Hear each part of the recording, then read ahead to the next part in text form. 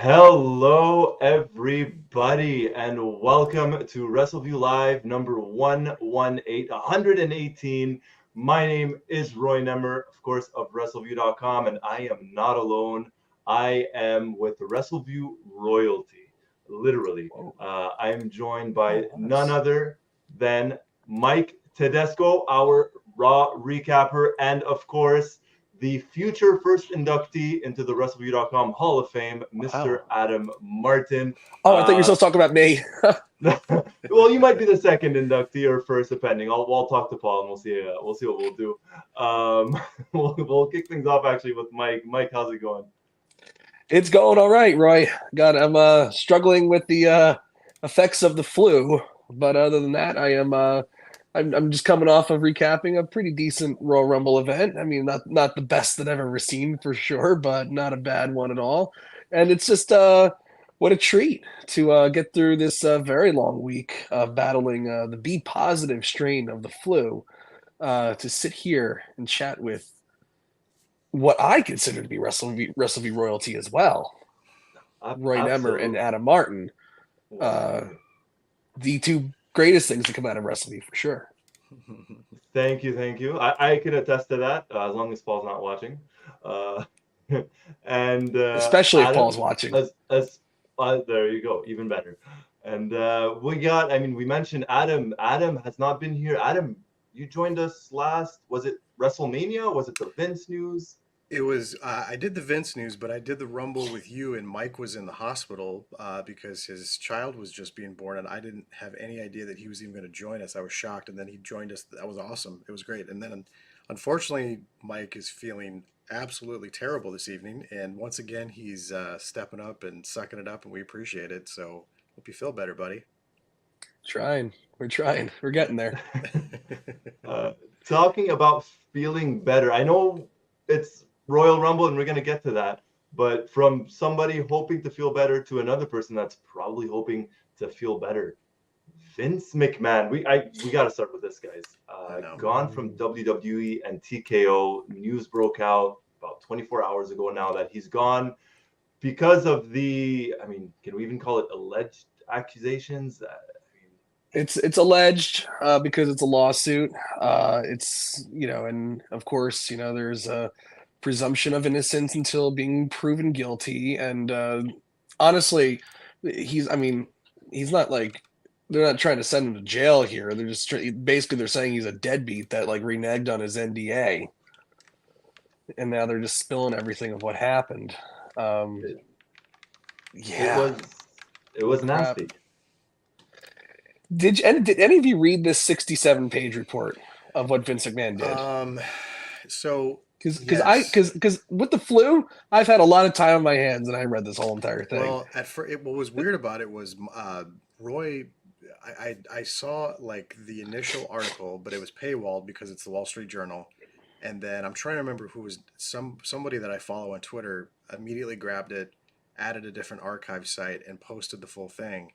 And like Mike and I both read the first two paragraphs, so just in that, it was kind of like, wow, okay, here we go again.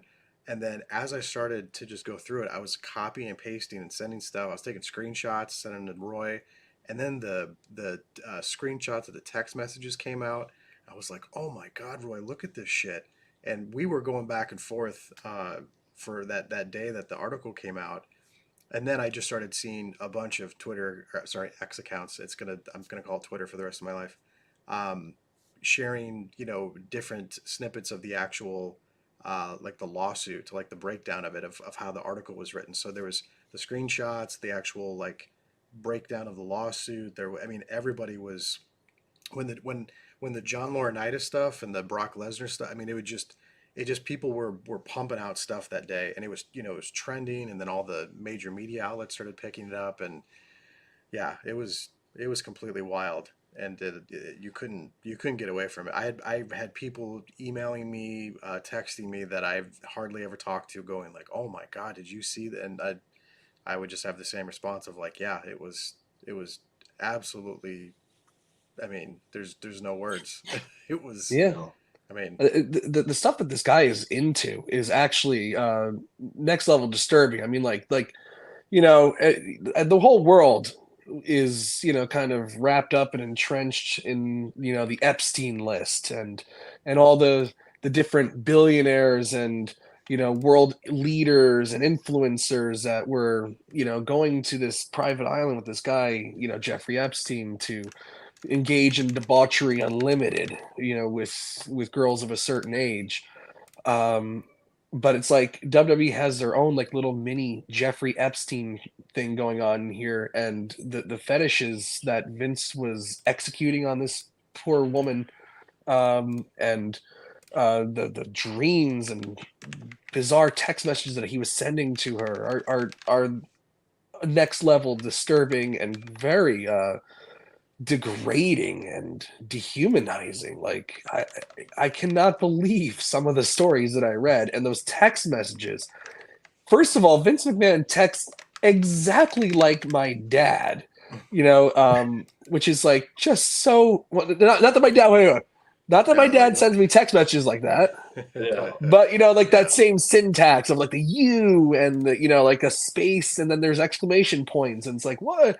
Well, no, they go together. You have to put it, you don't have to capitalize the U either. But okay, and but just how disgust like I can't imagine like Vince McMahon like sitting there with his like little fat thumbs like typing some of this stuff out. It's like so crazy. It was And one of the comments I saw. They said that Vince texts like a horny Indian man that is like commenting on Instagram posts and stuff. I was like, he really does. Like it was.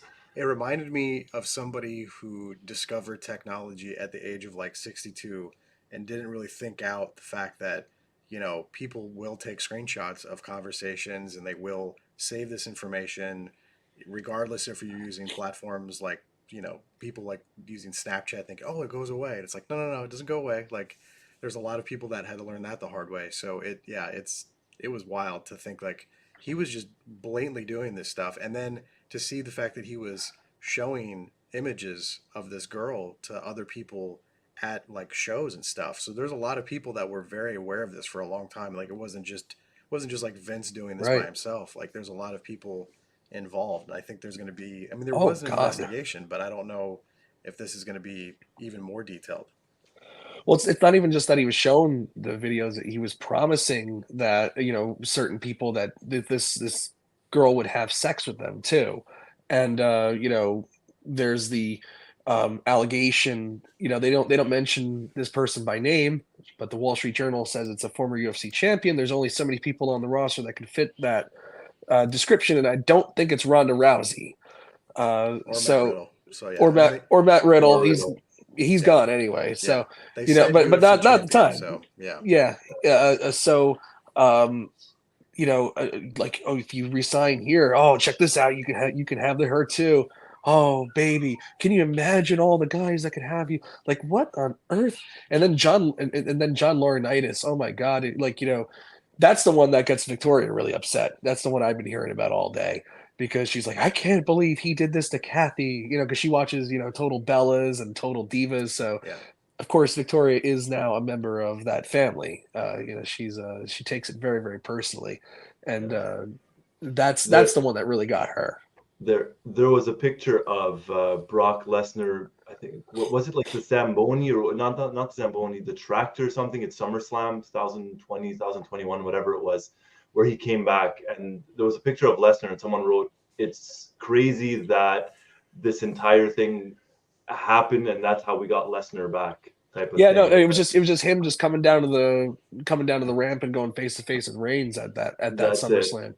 Yeah, and I was like, it's crazy that that's what happened. That's what they had to do to get him back. I know. It really is. And you know, I was actually thinking about when we did the podcast, you know, about a year and a half ago. I think it was July 2022 when Vince left. Yeah. And it was right after that SmackDown, and I remember, you know, Adam kind of making fun of like you know, Stephanie like looking at the camera like, "I love you, Dad," you know, and the whole thing. I don't know if at the time she knew exactly what went down here that caused Vince to leave, but oh my God, like I can't even imagine what you know, like what the whole family is going through. I can't imagine Triple H having to, book this show out with all the turmoil going on surrounding this lawsuit and these wild allegations. The fact that Vince has three granddaughters. These are Triple H has three daughters that are related to Vince. It's disturbing all the way around. This isn't just something that's gonna, that could kick him out of the get it. Obviously, it's got him out of the company for good, but this is a family killer. This is like Oh, family absolutely. killing stuff. This is like family killing stuff for Brock Lesnar and Rena Mira or Sable. There's a lot of fallout here, and it's just there's nothing good about this at all. No, It's terrible. no, absolutely. And there's some comments in the chat about some journalists had the balls to ask about Vince. Yeah. Nick Hausman actually tonight I was grabbing another beer and I was walking down the stairs and I had the press conference on and I saw DDP sitting in the crowd talking to Cody. So DDP took the first question, and then second question went to Nick, and Nick had the balls to ask that question right away. And we have a little clip of it here if Yeah, Roy wants to toss it up on the screen a- here. And absolutely. this is just a little snippet so you can see the full thing. If you if you go back and you watch the full thing, but here's a little snippet of what he had to say. That's just briefly kind of what Cody had to say. And I guess Triple H was asked about it. I didn't get a chance to get a clip of it. I'm seeing some comments in the chat of people saying, "I can't believe they asked these questions, and why would they ask Cody this?" And Well, I kind of want to push back on that a little bit. I think people are not really understanding the scope of this. I mean, this was a major story that was broken by the Wall Street Journal. And it wasn't just like this throwaway report. I mean, these are serious allegations. And the reason Nick asked that question was because of Cody's experience as an executive in AEW, knowing that Vince was the person he negotiated with to come back to the company, and what his reaction was as a contracted talent seeing this. And I think Cody handled that fine. Um, Cody didn't shy away from it or anything like that. He didn't try to dodge the question. I'm curious to see how Triple H reacted to it. I get the feeling he he probably didn't dodge it either. But this he idea that actually you said should. he hadn't read through the lawsuit yet. Oh, really? Okay. Well, that's not a Wow. great answer. But because of course he did. But um, this idea that you can't ask these questions or you shouldn't ask these questions or it's inappropriate, I completely disagree with that. I think that's fair game. I think Mike would agree with that. I think Roy would agree with that. I know it's uncomfortable, and people that are watching the Royal Rumble generally are people that probably don't pay attention to politics very closely, and they view this as like, oh, well, if this was a political person, then they should be facing the tough questions, but this is just Cody Rhodes, and I get it.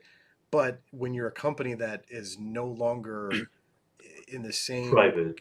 it's no longer private. It's now owned by Endeavor, and it's part of TKO, and it's on, and it's in the same umbrella as the UFC now. Like, you can't just not address this stuff because no one outside of the statement that Endeavor put out and the statement Vince put out, there's been no other statements. So, in the timing of this, I remember telling Roy this. I'm like, wow, they really timed this on purpose to put this out right before the Royal Rumble. I mean, that's very intentional.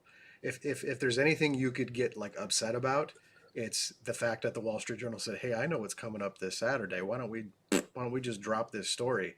And they knew that that was going to be, a major, middle finger to that company. But this idea that you shouldn't ask these questions and get reactions, that's, to me, that's completely ridiculous. I think Nick had the balls to step up and ask the uncomfortable question, and he did the right thing. So I didn't have a problem with it. 100%. And right before Cody answered that or was asked that question, Cody went on this like long diatribe about how he's ready to be the next quarterback for this Yeah. profitable, amazing company. And if you're going to be that guy and the quarterback, you got to be ready to take questions like this when something big happens in the company. You got to be called to task. You got to be ready to be called to task to answer difficult questions when there's something and especially because this seems like it's a cultural issue in WWE. It's not just limited to Vince McMahon. you know what do you think about this? What like he has to answer questions like that. You can't avoid it.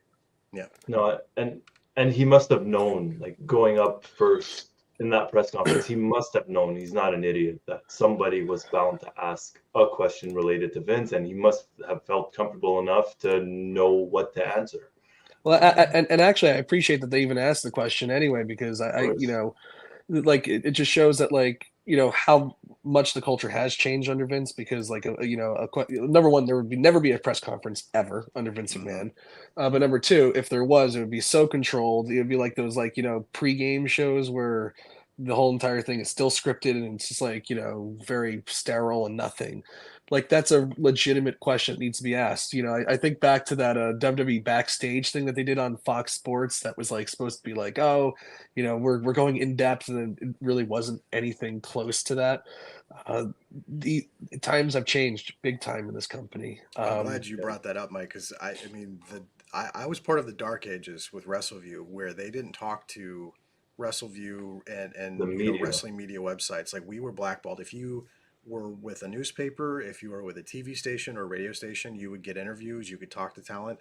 But I remember making tons of requests. The closest that I got was with Wrestling News Live, when we got Jim Ross right about the weekend of WrestleMania 20, when the news broke that Brock was going to leave and sign, you know, potentially go to the NFL. And then I ended up getting Wrestling News Live blackballed because we Trey was working for a radio station at the time. I immediately contacted the head of PR of WWE and said, "Listen, we really want to talk to Jim Ross. The guy that is on our show is on a radio station. Can we get this?" And they were very hesitant to say yes, because they knew that we were on the internet, but they knew Trey had legitimate radio credentials. So they said, "Okay, that's fine." We were the first. I wasn't on the interview. It was just Trey and JSK, but Trey asked the question to Jim Ross, and immediately somebody jumped in on the line and tried to cut off the question. And thankfully, Jim Ross was nice and answered the question about Brock. But that was my first real taste of like, oh, they don't want to have anything to do with that. So I'm very happy Mike brought that up, because it has dramatically changed over the last, you know, even 5, 6, 7 years of how they approach that now. And they have these press conferences, and even letting me go to the performance center. Like, I remember walking in there going, and like, "Can I write whatever I want to write?" And they were like, "Yeah, we don't give a shit." And like if you didn't like something, just write it. We don't care. And that was after I had interviewed Bill DeMott, and I was like, okay. And I was just thinking, I was very cautious of like, you know, am I good? I don't want to come off as someone who's going to write this very biased, because I would like to maintain this relationship with the WWE and at least have some kind of access to it. But I also didn't want to come across as someone who was like very, very one-sided either. But they were, to my surprise, they were like, "You can say whatever you want to say." And I was very, very surprised by that. So it's this dichotomy that you can sit at a press conference right now and ask these questions is a good thing. And I'm happy that this environment exists. And that was a great point that Mike brought up, because this was not the case, you know, 10 years ago. They didn't allow shit like this. So it's good that there's opportunities like this out there for stuff like this. Yeah. They're treating this more. It's been, how long have they been doing these press conferences now? It's been over a year, about a year and a half or so. I thought 2 years now, isn't it? 2 years? Because they actually started it after I stopped covering wrestling with Wrestleview. Like Yeah. 2019, I think they did. I'm sorry, Well, they would do NXT things, right? They would do After- it. They would do it with Triple H after NXT. NXT. Correct, Once correct. Triple H took over the pay-per-views, or once Vince exited the first time, That's right. that's when Yeah. it started up again. So, and yeah. that actually they got very Mickey Mouse when Vince came back last year, Yeah, and they now it's did. this tonight was not Mickey at all. No. No. And you could sense and you could see the transition from, let's say, quote unquote sports entertainment to trying to present it as a more authentic, more real sports based, you know, especially with these press conferences, especially with allowing, as you guys were just talking about, questions like the one that we just heard. Yeah, absolutely. It's a new Now, world. it is. And now, just before we jump into the show itself, into the Rumble, what do you guys think of the backlash? You think any possibility that, let's say, someone like Triple H could eventually get the boot and get kicked out, or do you think there's some more cleaning to be done, or that's about it for now? Well, I'll start. I'll start off Go just ahead, yeah. because I think I do think that some of the cleaning has already happened. I don't think that the fact that the lawsuit was coming was a humongous surprise to a couple people in this company because I'm pretty sure one of those executives that was WWE executive number, pick your number, was Kevin Dunn, and Kevin Dunn really unexpectedly out of nowhere just kind of left WWE, after 40 years, 40. pretty much. Right at the end of 2023, which was that to me that was a landscape changer. Like I remember it like it was like during an AEW pay-per-view that happened, and Yeah. I was like, God, that actually should have been our top story over the AEW pay-per-view, because Kevin Dunn leaving is like a massive um, piece of news. People don't even realize how big that was. I think that was a big one to drop. Like there's even like little low level executives like a guy like Rich Herring, who's a Warrior Award winner, but he seems like he fit the mold of that of the guy that was the one that Vince talked about in the lawsuit is, people don't like dealing with him because he's the one who fires people. That would be Rich Herring, the risk management guy. Actually, I'm friends with a couple of former WWE staffers on Facebook, and when Rich retired in October 2023, one of them, who used to work security at ringside, he was the guy that was always in that black hat, tight shirt, in the Attitude Era. He's like, good. I hope he. I don't want to curse. 'Cause I'm like so old. I'm getting so old now, and I have two daughters and one on the way. But he's like, I hope he effing dies as well. Like he hated Rich Herring so much. I was like, wow. I was like, this little like bearded, what the hell? But like, yeah, I think he was probably a piece of that too. I think Bruce Pritchard has a lot to be worried about. Um, I don't know how Michael Hayes is going to fare in this one either. Yeah. And a There's lot of that people. There's a lot a of lot people. of that Titan family, those guys in the truck, the camera guys that they've had on staff for 30, 40 years that they brag about. There, This men's locker room culture that, nearly took Donald Trump down in 2016 on that Billy Bean bus interview, um, is alive and well in WWE, and I think a reckoning is coming. I hope that Triple H has kept his nose clean from it. I think everybody. I don't think he can't possibly not know what his father-in-law is like. He even said in an interview once, when talking about the Attitude Era, he goes, "Oh, everybody turned up the personalities to a 10 except for Vince, who turned his personality down to a 6 to fit in the Attitude Era." wow. Yeah, it's a telling statement. Um, Yeah. you know, um, the chickens are going to come home to roost still, and I'm even reading some unconfirmed reports so far that the relationship with Vince and Stephanie is well. I mean, I figured it was icy because he basically came in and he staged the coup to come back and basically killed her career, got her ousted as CEO. But I was reading, according to Wade Keller, that there's no relationship there at all. That he's not even he's rarely allowed to see his granddaughters anymore. I think Wow. it's a just a Makes terrible, a terrible Well, story. makes a lot of sense why she left so abruptly, and everyone was like, "Why is she leaving so quickly?" And now we know. So it's Yeah. yeah, she Yeah. knew probably well before a lot of people knew about this stuff. Unfortunately, so is what it is. Not So not surprising, unfortunately. I hope Triple H has kept his nose clean in this, because I think he's been doing a fantastic job. I think he is it's not everybody can just get hired and take the book of a wrestling show and run it. You have to kind of know the industry. So to say like, okay, well, we're going to do a clean sweep and we'll just hire a bunch of writers and wrestling will be fine. I don't, like it doesn't work that way. This genre is not created to be that way. So they really do need to hope that Triple H stays clean, because Hmm. he needs to be writing and he needs to be training the next generation of people to write this show. Yeah. That's my thoughts. No, Absolutely, absolutely. Alex mentioned it's going to be a wild, dark side of the ring in a couple of years. There's that Netflix documentary coming out about Vince. I know they just recently signed for Raw for 10 years, about $5 billion. You got to wonder if they're going to pull back a little bit on that. Oh I boy. don't know. Oh, I don't know. I don't think so. I think it's signed, sealed, delivered. Once that deal's signed, I think it's over.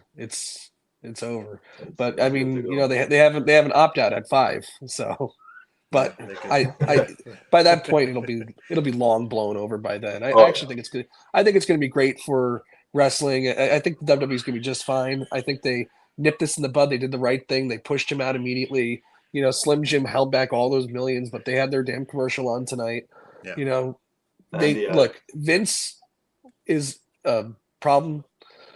And I do think there will be some fallout, like I was just saying, but um, the fact that Slim Jim did put the money back in means that the fallout, it probably isn't as pressing. They don't need to clear house as much right. because there's no more dominoes falling. Vince really was the big rotting fish at the head of this thing, and Yeah. they cut it off. I want to hear Adam's thoughts on the fallout.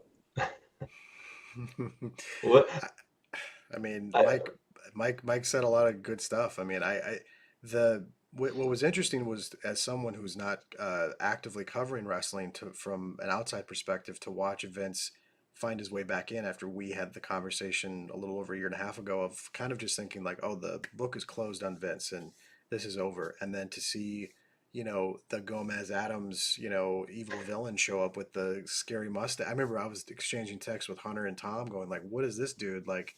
I didn't have this on my bingo card." And then the Endeavor purchase went down, and all of a sudden, Vince is a board member and he's sneaking back in. I remember there was this like moment of hope for a while there. I remember having the conversation with you guys of, okay, Triple H is finally in charge, and now Stephanie's there, and now we're gonna move on.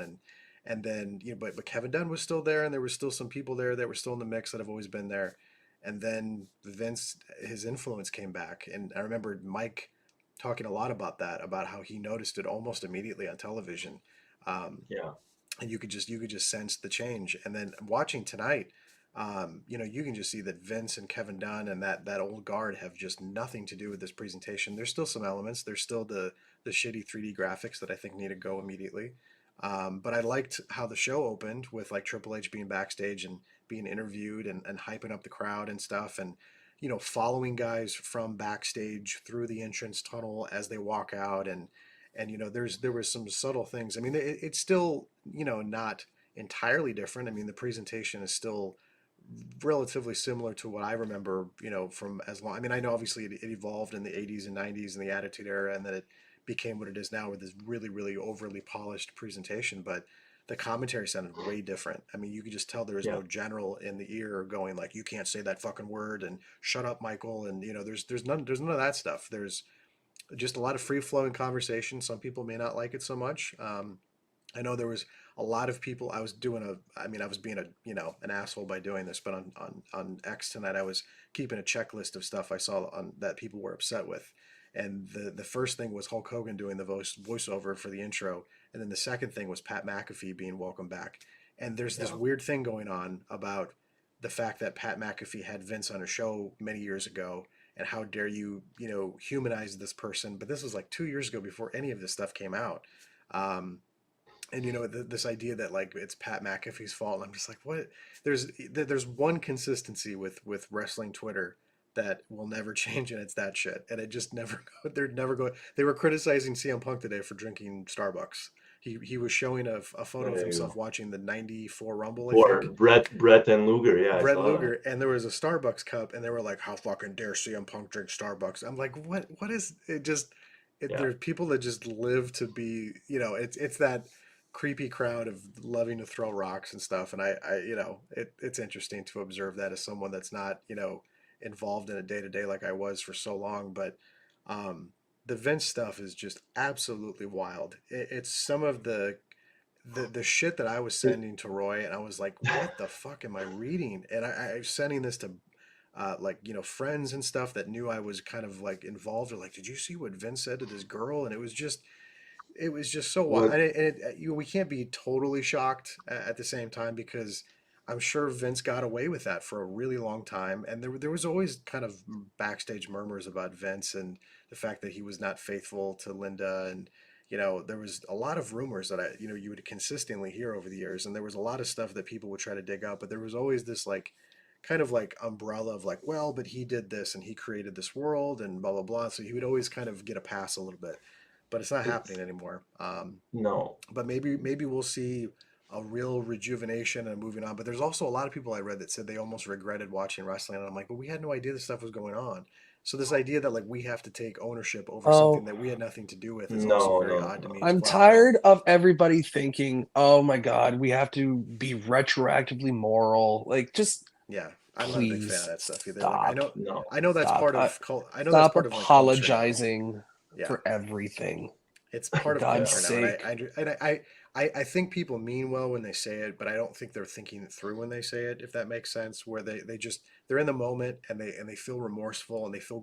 I felt gross reading it too. Like I'm like, oh, because like I loved Dude, Vince growing up. Like I was so entertained by Vince and the Attitude Era and the stuff with Stone Cold and stuff. And I get it. Like we've been force fed this image of Vince, the television Vince versus the real Vince, and it's hard for us to separate those things. But this idea that we have to then take ownership because we watched it, it's like, I don't no, know, no, no. like I it's a bit actually, much. I don't think that there's about as much similarity to the Vince McMahon of today to the Vince McMahon of the Attitude Era and when we were growing up. I think as me today to my 6-year-old self, we're just different Yeah, people. I actually think that Vince McMahon at some point has had some massive mental breakdown. Dude, Because I mean, like, really, it seemed like he was like this. Yeah, I mean, of course, like there's always been the murmurings of unfaithfulness toward Linda, and like even that they had kind of like this like kind of open relationship, but that when you read the stories about how cold the relationship is with him and his children now, and that he doesn't see his grandchildren anymore, it pales in comparison to like what we knew of Vince, from people who talked about him. I mean, Jim Cornette, take it for what you will, says that this isn't the Vince McMahon that I worked with. This is not the Vince that I yeah. knew. I don't know if it's if I've been saying for years, for at least a decade of covering Raw, that Vince McMahon has some sort of mental deterioration going on. There's wires have been crossed that should not have been crossed. I don't know if honestly he used to take some very brutal chair shots to the head. I'm just awesome. saying that like I think that there's been some kind of like chemistry rewiring here because he has like really fallen away from like some core tenets that he lived by for like so long, like Yeah, keeping it a It, family business, loving his family, um you know uh, really I think and also there's also my theory too that just the more money you have, like you have everything, you just get so bored. I mean, like Elon Musk and Jeff Bezos were building rockets that could just if you jump in it, oh, I hope it doesn't burn me up, but I have no other thrills in life, so I'm going to see if I can go to space, and if not, I'm just going yeah. to fucking explode. And other people buy, spend fortunes on modern art or classics or whatever it is. And I guess some people just do this. They get into like these like weird fetishes because there's almost no thrills left in your life when you have that much money. I mean, hmm yeah. But And this, I'm leaning more toward like he is like there is a serious mental issue going the on there. When he walked out as Gomez Adams, like Adam said last year, I it was confirmed in my mind that he's demented. oh, absolutely. Reading, I mean, as Adam mentioned, like we are kind of talking back and forth messaging, and I was reading parts of what he had sent over, and like it goes from Vince, like everything just became more and more wild. You're like, there's no way this article could get worse, and it went from like Vince defecating on this girl to Oh, suddenly having sex toys named after wrestlers to showing pictures and videos to the whole Brock Lesnar thing to like the text messages, and you're like, this is wild. Like it's fucking nuts. Sorry. And it just kept getting more and more insane. And then ultimately it was kind of like, okay, well, what's TKO going to do about this? And then There you go. I Yep. mean, you got to think they kind of kicked him out. He did not resign on Oh his own. yeah, I mean they put out that statement, but then as soon as I read the statement, I'm like, oh, he's done. Oh There's no yeah. way. Yeah. I actually think I had another theory too that Ari Emanuel, when Vince showed up for that CNBC interview looking like Gomez, I think he was like, "What the hell did I just get into business with here?" I know. And I think honestly, I think they've been looking for a way to get him Get out him out. as it is because I think they did that CNBC interview, then he goes to the Raw after WrestleMania and absolutely puts on a real stinker, totally disorganized, morale killing stuff for the people backstage. And Yeah. TKO executives were there watching this all go down. And I think they're like, "Whoa, like Hmm. no, I think we just got sold a bill of goods here. What the hell just happened?" And I think they've been, then they started pulling him back. They pulled him back completely in October, gave it back to Triple H, and said, "You're just work on the TV deals now." Now they got their TV deals. This lawsuit's come out. He has completely outlived his usefulness to them. I think they've been praying for this day Yeah. that they could finally push this guy out. It's a godsend really for TKO and Ari Emanuel. I remember like in 2010 when Linda was running for Senate. I remember we would have conversations on WrestleView Radio, and it was mainly Hunter who would make this statement of like Vince just feels cooked as a booker, and he said that's not a bad thing. It's just you can only maintain something for so long, and he was just as an observation just saying like, it just seems like we've hit our plateau with Vince and his direction and his influence, and it's become this super overly polished presentation that just didn't feel like it was evolving very much with the times. And I remember, Yeah. and I didn't totally hate that era as much, but I remember thinking like, it's just not as good as it used to be. And I think a lot of us felt that way too watching it, but we still continue to watch it. We continue to cover it. But I remember there was many nights we'd watch Raw and be like, man, that just wasn't very good. And Hunter would just go off on these diatribes of like, he's just cooked, he's done. Like and it just happens eventually. And I think it's overstayed its welcome, as Mike was alluding to, for longer than it should have, and I'm glad they took notice. Because I remember reading Mike saying that on Twitter, and then you guys were talking about it on YouTube.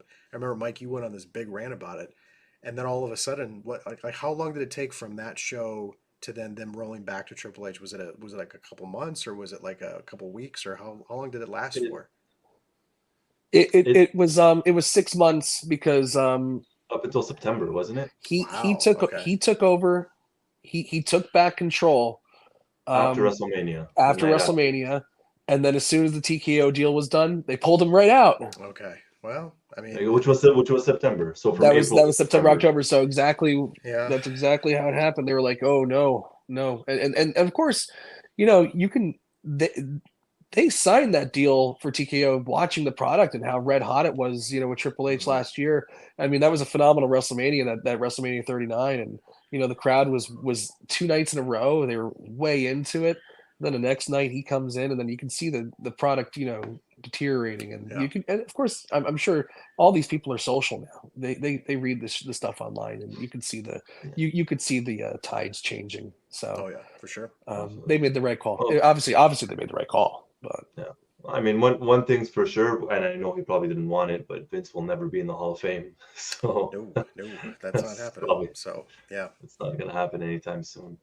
nope. yeah, Um, it's honestly, I don't really I see some people celebrating it online, like, "Oh, thank God, I hope Vince dies," and this and that. To me, this is it's sad. It's just a really sad ending to this what should have been a celebrated um career of of the person who we're sitting here talking about all this stuff because of Vince McMahon. because of Vince, absolutely, Yeah, Like absolutely. he created this whole world that we've made we've made money covering this stuff. We've spent countless hours and years of our lives doing all this stuff because of what Vince created. I think it's a very sad bookend to a career and a life devoted to the industry. hmm I don't celebrate this at all. I think this is I wanted Vince to leave the book because I thought he was disgracing himself. I mean, he is left in disgrace, but it's a different kind of disgrace. It's not just it's not that he's just lost touch anymore. It's that he's an actual deviant. There's nothing to celebrate here. It's just a terrible story. I wish well for that poor girl. And I hope that if that this culture just gets wiped out and we move on. Yeah, yeah. Talking about moving on, guys.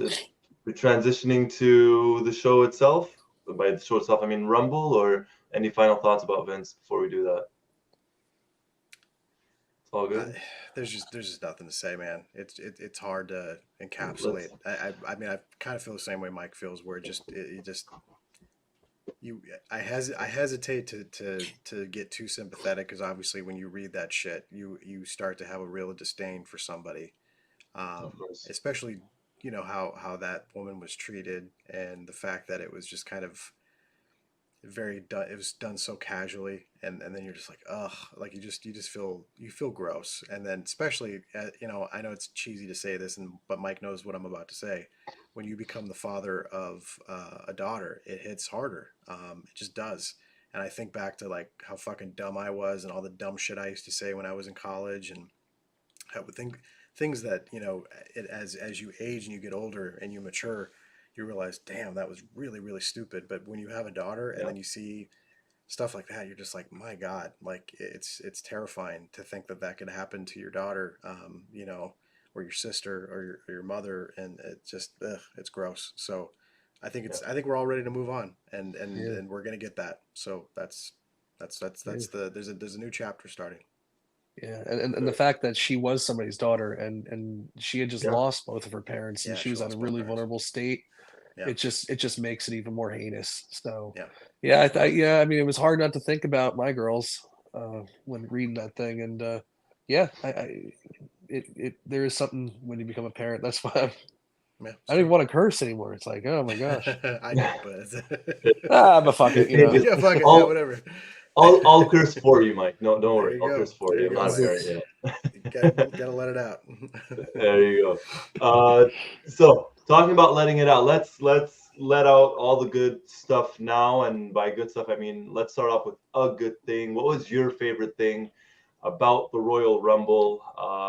And let's kick things off. Let's go to Adam. Adam, what was your favorite part of this Rumble? Whether it was a match, a move, whatever it was. What was your favorite thing? I don't know if I have. There was little moments, and I would kind of tweet it out. But the women's rumble was really good. There was some good stuff, and I loved seeing the appearance of Jordan Grace. I thought that was really cool.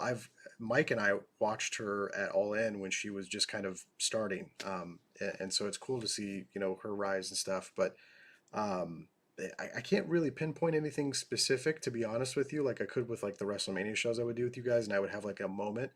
But it was intriguing to watch the production and see how things have changed a little bit, how the commentary sounds different. To me, I was more of like, okay, is this going to feel different from a year ago or something like that? And it did. It genuinely felt that way. The Sorry, stuff in did the it feel middle felt a better? little Did it look flat. better? Did it look It better? Did it feel better? and the, I will the graphics. I'm still not a big fan of. Right. I hate the 3D entrance stuff. I can't stand it. It works with some people, like with Cody's, it works. But then with like Randy's, with the snake coming at you, I'm like, this is dumb. And like with Romans, it's cool. Like with the big Roman, and like that's fine. But that shit needs to fucking go. It's really cheesy looking. And there's effective ways to do it. Like the UFC uses 3D graphics, but they don't do it in like this like ridiculous. And I know it's wrestling, so it's going to be over the Grandiose. top. But the UFC just does it in a way where it kind of like how the NFL does, or I don't know, in a sports. And I know I would never call pro wrestling a sport. I know people do, and it drives me nuts. But there's just a better way to do it. So I'm hoping that stuff goes away. But just yeah, I would say the change in the tone of the commentary, I thought, was what stuck out the most to me tonight. It just felt, you could just tell there wasn't events back there telling them to talk like robots and regurgitate lines and say stuff like that. So that stuck out to me. Yeah. But I'll let Mike go because I know Mike's fucking dying over here. So I'll let. my favorite thing about this Rumble, I'm gonna go with I mean, there's what, 4 matches on the show. Uh, you hear that? We I heard did, that. yeah. Oh boy. Yeah, It's Mike, Emmeline. you got another one coming, Mike. I do. Emmeline is a year old, actually. Again, like you said, we're doing this in the hospital. When she was Oh born, boy, the poor next day was girl. the Rumble. Now she has a Rumble birthday, but she, poor thing, also has the flu, so Yes. she's struggling a little bit. Probably, I would say probably my favorite thing was the fact that it came down to Cody Rhodes and CM Punk in the Rumble. I thought that was the right move all day long. Those are the two guys I think that I think people really wanted to see win. There was a whole bunch of different outcomes that it could have been, and honestly, right up until Cody Rhodes threw Punk over the top rope, I thought that CM Punk was going to win this. I was like, like they brought Punk back. He hasn't had a televised match in WWE in 10 years, and he's got to win the Rumble, right? I mean, like the guy is he got pissed and left WWE last time because he didn't main event WrestleMania, and he sent him over. I thought it was great drama. I was a little disappointed that the crowd was so quiet for it because actually I thought they were giving him a lot of good stuff. The final six was really a solid final six. You had Drew McIntyre in there. You had Jey Uso. Sami Zayn was a weak number 30, but Yeah. I'm pretty sure everybody was expecting The Rock to come out. And And MJF too. All over my Twitter, people were expecting MJF, and I'm like, well, And first of all, he's injured, and I'm pretty sure he's still under contract. So unless yeah. something happened where his contract officially ran up around this time, but yeah, it was weird. People were expecting him, and it's wrestling Twitter yeah, setting themselves up like they always do. So Yeah, silly. I know, I know. Well, they definitely do that. But I thought it was phenomenal drama, especially after they had a I got to pick a different adjective. They had a fantastic segment, in-ring segment with each other on Raw. Punk and Oh yeah. Rhodes, they told a great story about being Yeah. I thought they were going to go for the low-hanging fruit with the AEW stuff. They actually avoided that completely, and Punk talked about meeting him in OVW and being Dusty's kid. And Dusty called CM Punk up and said, "Hey, watch out for my boy. He's coming up there. Just make sure he doesn't get in any trouble." And they had this great verbal back and forth. So that really set the stage for me when they wound up in the final two. I was like, God, like this is some really good stuff. And again, the back and forth was great. Like this is 2 years in a row where the back and forth in the final two for the Rumble was, the stuff with Rhodes and Gunther. I'd never seen a final two like that before. Yeah. Last year. Where it went back and forth, and because usually once it gets down to like the final people, it's like bing, boom, boom, boom. It doesn't last all that long. But that was like a 5 minute like sequence with Cody Rhodes and Gunther last year, where they built up the drama really well, and they did the same thing with Punk and Rhodes this year. There's a couple, when CM Punk hit the GTS, it's like, oh my God, it's over, and they're stalling, delaying, and then finally he says, I didn't wait 10 years to get eliminated by Dusty's kid, and then he gets Yeah, eliminated by Dusty's kid. that was It was good. just great drama, and Which also was it's I sent really quick. I sent Roy a screenshot. The Royal Rumble was trending Yeah. number one, and you know what was trending number two below it? The word boring. There were people saying that last sequence of the six and then getting down to Punk and Rhodes was boring. I was like, I wonder sometimes if, because kind of like what you said, Mike, the crowd was a little tame at times. People judge something based on a crowd not being super loud, and they think, oh, they're not enjoying this, so then I shouldn't enjoy this, so then therefore it's boring. I would say it was just boring, but it's also that atmosphere. I was telling Roy about this too, how some of the talents said they don't like performing in big stadiums like that because the noise will travel up, and then the mics don't pick it up very well. So a lot of times, but like I remember you would say this a lot when you would go see WrestleMania in these big football stadiums. You would say it was very loud, but when we were watching on television, it seemed very quiet. And so I remember Yeah. you oh would yeah, always call into our shows, and I would be like, "Did the crowd seem kind of dead?" And you're like, "No, they were really, really loud." And I was like, "Oh, okay." And it's just there's nowhere for the sound to go but up, and they just don't have it mic'd to where it's picking up that audio. So it seems right. And bad. Tropicana Field's a baseball stadium. Yeah. It's not acoustically, and it's not acoustically designed well either. It's Yeah. really a kind of low rent stadium. I know that they want to the Rays want to get out of that stadium too. Like they don't like it. They'd rather have, you know, a newer, better place. But you know, but that's what. Hey, that's where they chose to go. You know, they could have done the Rumble anywhere, but they wanted to go back to Tropicana Field, I guess, just to say that they filled it when it was Andrew in the chat said Tropicana is a dump. yeah. I've never been there, but yeah. A lot of There people you have very passionate comments about it's a shithole system. Yeah, it's Oh wow! it's probably a step up from Oakland Alameda County Stadium, I guess. You know, Is where the it Raiders as used to play. bad? Is it as bad as the stadium they went to in Orlando, the Citra, or what was the The Citrus Citrus Citrus Bowl? Bowl. Bowl. Yeah, Citrus Because Bowl. I we were remember, there. We were yeah, there. no, I went to Miami. I went to the Dolphin Stadium with you. Oh, right. Did you go to? You went to Orlando the couple years later at the same stadium, I believe. I did. It Yes, became Camping World Stadium. correct. But It the was first time they did it in like 07, 08 with Flair's retirement, yeah. Oh wait, yep. they did a documentary, and I remember Jericho saying he saw the Rolling Stones there, and he said that place was a massive shithole.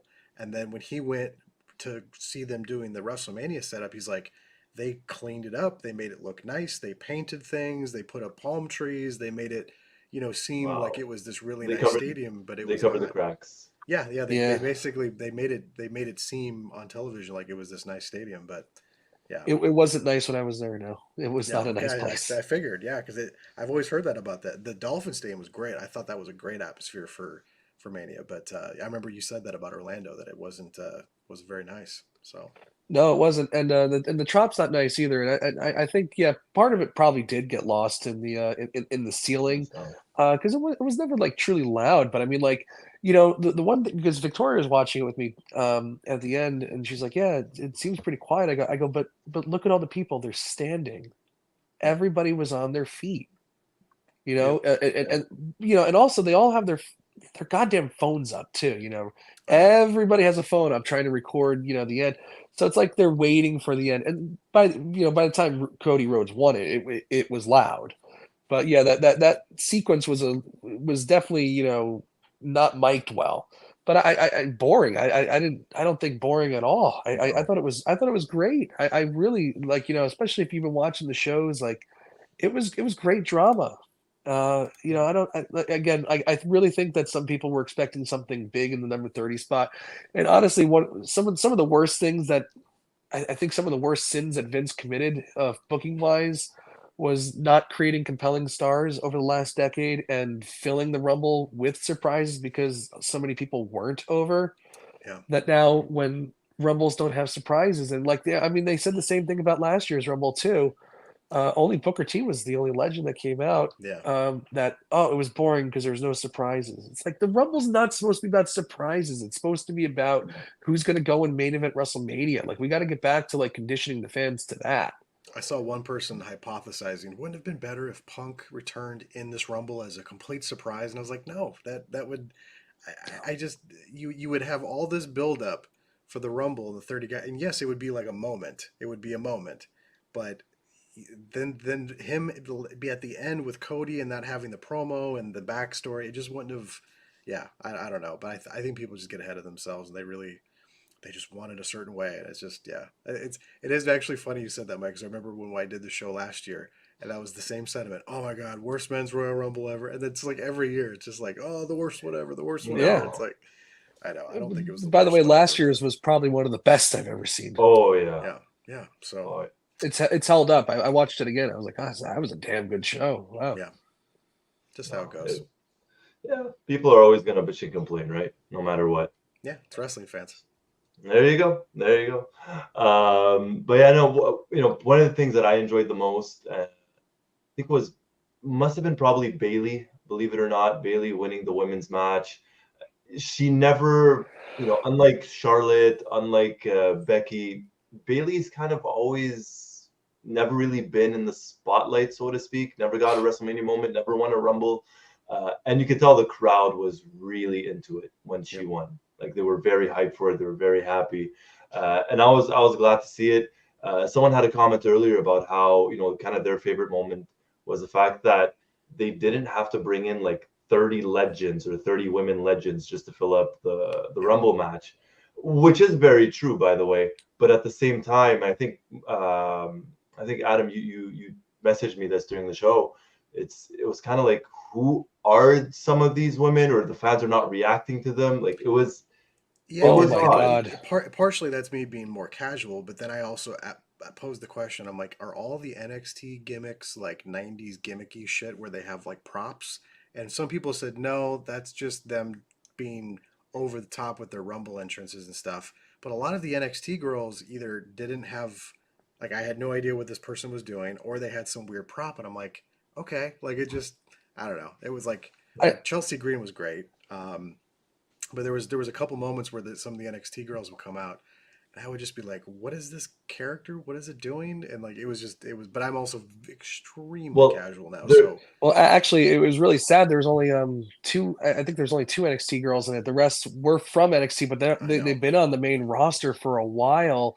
But it shows that they have a long they still have a long way to go with the Yeah, women's roster, because there was a massive disparity between who is viewed as a star and who isn't. it was quiet. yeah. Oh There was a my lot of God. entrances. Like when Candice LeRae first came out, Oh, it that was was just so like bad. I Oh. felt so bad because I could tell like she was expecting like a reaction, and it was just silence. And I was like, Flat. Yeah, I'm "Oh, sure that's she the didn't think they were word." going to lose their minds, But something but like some, but yeah, nothing is worse than yeah. even just tepid clapping, you Yeah, know? there was a Jeb Bush, please clap, kind of, Yes, kind of a yes. moment.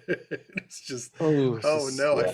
I felt, They, it's uncomfortable to watch as a viewer. You're like, oh, like they're trying and so hard and they just, oh no, and the, yeah, it's it not it good. doesn't no, and it doesn't help either that a lot of them had the same outfits. Like a lot of them were literally Yes, dressed the same. There was a lot of blue, like a it lot reminded of me of blue. 90s WWF where everyone just had a gimmick, but it was Yeah, just like, here's gimmick one, here's gimmick two, here's gimmick three. I'm like, what do we? Because like, but then other girls would stand out, and like Chelsea Green immediately, flopping like Ric Flair in the match, and Jade Cargill is someone I haven't watched a single second of, but I knew who she was from AEW, but I haven't she watched her was. wrestle, and the knock was that she wasn't quite ready. But she looked great in there with Nia Jax and They eliminating her, and so I mean, it again for 2 years in a row. This might be controversial, but I think for 2 years in a row, the women's Rumble has been better than the men's Royal Oh, Rumble, for me at least. As a casual viewer, as someone okay. who's just diving in, parachuting in, there's just something about the men's Rumble lately. I don't know what it is. Like there's just too many lulls. Like they pace the women's Rumble a lot. It's like they know where to place the women's talent in the Yeah. order that they have them come out versus the men. Because like there's a lot of guys that were in that Rumble tonight that shouldn't have been in the Rumble. Like that dude from the Judgment Day, that JD, whatever his name is, shouldn't have been in the Rumble. As much as I Well, like Pat McAfee, shouldn't have been in the Rumble. There was just a so lot of weird pacing issues with the men's match for some reason. I don't know why. so I think because the Brock Lesnar thing didn't happen, there I you think go. Yeah, that really but screwed up the Braun Yeah, Breaker, I thought did a fucking phenomenal job tonight. He amazing. is so fast in the ring and so oh, impressive. Dude, He's he's a got Steiner, man. Fuck. Dude, he's got so He's much upside. I haven't seen a lot of him, but that little moment all of just him hitting the ropes and beating the shit out of dudes, like I honestly, if Brock's done, that could be your next kind of Brock. I know he's I not as tall and big, but he's I got upside. I just want to say this, sorry, and then Mike, I'll let you speak. Once Heyman's done with Roman, I want to see him with Braun. That's all I'm gonna Yes. say. That's all I'm gonna say. oh yeah. Well, actually, I think he could go with Braun too. Like or he could split his time with them. I think. Braun Breaker was, yeah, he was really, really great in this. And they even gave him a big spot eliminating Omos. You know, Yeah. They almost missed it, but yeah. yeah, they almost missed it. Yeah, Yeah. again, yeah, talk about those weird pacing issues with the match. Yeah, there's a lot of lulls in both rumbles that neither of them really knocked my socks off. Um, yeah, the women's rumble, man, there was just like so many, just way too many like dead spots. But the one thing I really appreciated about the new way of doing things is that when things would get dead at certain events, they'd start pumping in some noise. Yeah, Nothing don't do like that. that. They just Yeah. kind of let they kind of let okay, they've dug a hole for themselves. Like there's it's not really going well, maybe just let them recover, let them figure it out. Absolutely. And if they don't, then it's authentic. We know where we stand. That to me is such a refreshing take on this whole entire thing too. But I think I think the men's rumble definitely had some problems because I think it's a different rumble than what they were blocking out probably 24 hours ago. Sure. Yeah. Yeah. Absolutely. Because the Brock stuff didn't come out until later in the day. Yeah. Yeah. That's totally fair. And Yeah. you would have to think Pat McAfee probably ended up taking Lesnar's spot, Probably. or what would have been Lesnar's spot. Either that, or they had an idea of like Braun Breaker not even Yeah, I being in think it, and then maybe he got dumped in, but he I stepped think up. Braun Breaker did because him eliminating Omos, that was Lesnar's WrestleMania opponent last year. That was probably all Lesnar stuff. Well, yeah. He eliminated Jimmy. He eliminated JD. Like I don't know about JD, but like he eliminated a couple of guys in there. So By the way, Yeah. outsider looking in, how over is Jey Uso when he walked out and he was doing the arms and there was like 20,000 people all in unison? I was like, holy shit, dude! Like, yeah, I mean, I've been watching the Usos since they debuted, but I've obviously not watched the progression over the last couple of years. I saw the Rumble moment obviously last year with Sammy and the Bloodline and stuff, but like Jay is like on another level right now. Like, has that very over. transitioned well to like Raw? Because like, whew, it's like a totally different person. Like, it's wild to me. Oh yeah. He's been great. They've actually kind of backed off of him a little bit. I Sure. like the part of the way the Triple H books is that everybody's around, but they're not featured every week. Gotcha. Which I think is really smart. And some guys just disappear. Like Gunther disappeared for a few weeks. It's just like, all right, well, I'm gonna. They even explained it away. Like I'm gonna go away for a few weeks and survey the landscape, and I'll be back. In the Gotcha. meantime, you guys do this with you talking Imperium. Like Jey Uso hasn't been featured a lot this month, but man, like they put him in a great Even spot. Coming out even number CM one. Punk.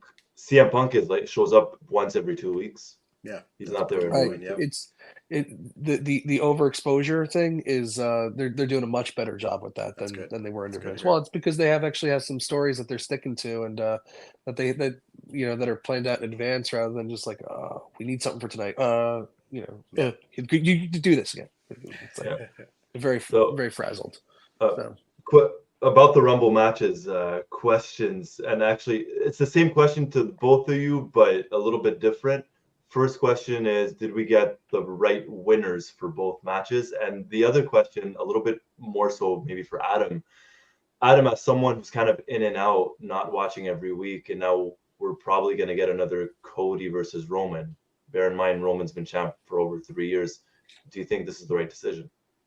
Yeah, I mean, I Punk would have been way too predictable, I think, and they're gonna probably figure out a way for Punk to main event Mania this year. I would assume, Mm-hmm. unless he just agreed like, okay, it's way too fast, and we'll let this build and be the next story for next year or something like that. Because you don't necessarily have to have him be in the main event this year, but it would make sense, with the trajectory that his character's taking with just coming back. But absolutely, Cody winning was the right call. Without question, it would have. I mean, I wouldn't have been upset if Punk won, but I think Cody winning is good. And obviously, they wanted that moment of him like coming so close last year, and then they can try to do it again. And Roman's clearly going to be leaving soon. It seems like from what I've been reading, so that makes sense. And then on the women's side, I remember you telling me you wanted Bayley, and I was like, no, I think they're going to do Becky. But of course, I'm not watching, so I just got the sense that Right. Becky was going to do it. Right. And then when Bex got eliminated, and then I was paying attention very close to Bayley after Roy told me. Bayley is so good as a heel, and she's Amazing. absolutely hilarious the way she's not overselling, but she's so loud when she sells. So the presentation of it comes off so funny. And if you didn't get a chance to watch it, I highly recommend it. She was one of the first two people I think on the press conference, maybe the first, and she was talking about how when she came to the main roster from NXT, it was this like, oh my God, I had such momentum because I was in NXT and I was so successful. And then they put the belt on me. And she goes, then it just went away. And she knew right away, if I don't pivot my character, if I don't adapt and evolve, I'm not going to have a job here much longer, or they're just going to keep me around and make me a gatekeeper. So she talked about in the press conference, okay, I'm going to become a heel and I'm going to be over the top and I'm going to help some other talent and I'm going to take some losses, but this is going to help, elevate some other talent and stuff. But now is my time. And it seems like the people agree that it's my time. And the way she said that in the press conference, she wasn't like cutting a promo. She's like, no, no, no, like it's my time now. Like I've paid my dues. It's my time. And it makes perfect sense for her to win the women's rumble tonight. I didn't at first going in. She wasn't even really someone I was thinking about, and then when they did it, I was like, oh, duh, that makes perfect sense. So I was totally cool with it. Nice, excellent. Well, what about you, Mike? What do you think? Yeah, I thought Bailey was a really great move, yeah, and for all the reasons that she laid out in her press conference that Adam just laid out for us there. Um, she really has kind of reinvented herself, big time. She's a great heel. She's very smarmy. She's funny when she needs to be, and you can want to jump through the screen and want to kill her sometimes too, because she's one of those grating heels. It's very, very good. And the women's division needs kind of a little bit of a fresh infusion of personality in it. She is that. I think it's a good move. I think it furthers the damage control storyline. I think she'll be going against Io Sky at WrestleMania, while Becky Lynch probably goes against Rhea Ripley. Cody, I thought, yeah, Cody, obviously perfect move. They basically spent the whole year of having him go through the hard times thing. Had to go through Brock Lesnar, had to go through Nakamura, had a whole bunch of different trials, and he passed them all. Now it's time to go finish that story against Roman Reigns. And honestly, it had to happen, and also it's pretty cool that it's something that it's the first time it's happened since I was in fifth grade. Back to back Royal Rumble, winner. I like a little pro wrestling history as well. So yeah, Cody was the right move for that as well. And what was the other question that you had there, Roy? Well, no, just in general, like, was it the right move essentially for both of them to win? It was mostly just yes. Yeah. Yes. Yeah. That's it. Excellent. Good. What else? Perfect. What else you want from me here? God damn it! All good. All good. Go ahead. Sorry. Actually, I want to talk about how freaking good Jade Cargill looked. Dude, I have to ask this question. I know, Mike, we're killing you because you're not feeling wonderful. So I'll ask this question. Then if you need to bail, that's fine. Yes.